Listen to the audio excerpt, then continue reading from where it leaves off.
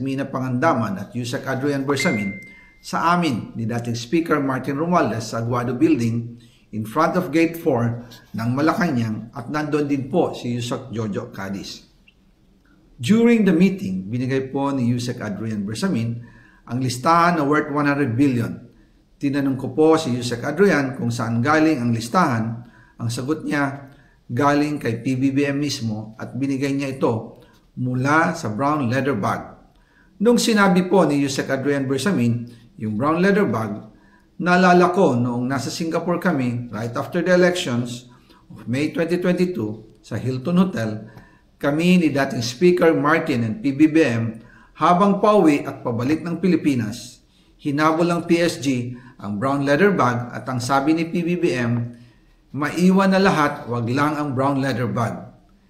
Kaya naniwala ako na utos talaga ito ng Pangulo.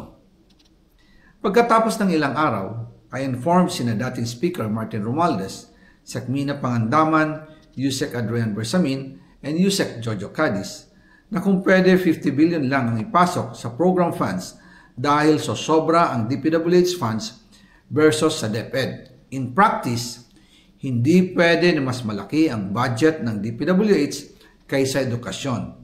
And yung balance na 50 billion, ilagay na lang sa unprogrammed funds for the 2025 budget.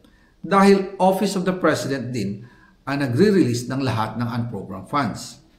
Pagkatapos ng isang araw, tinawagan ako ni Sec. Mina at sinabi ang mensahe ng Pangulo. Ipasok ninyo yan dahil pinangako na sa akin ni Speaker Martin yan at hindi na pwedeng baguhin. Kumbaga, ang utos ng hari hindi pwedeng mabali. Again, I informed the Speaker and asked clearance about the instructions ng Pangulo.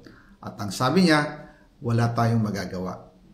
Kaya po nagtataka ako kung bakit sinasabi ni Pangulo na hindi niya makilala ang budget. Samantalang lahat na binawas at dinagdag sa mga ahensya ng gobyerno ay humihingi ng approval sa kanya si Sec. Mina Pangandaman.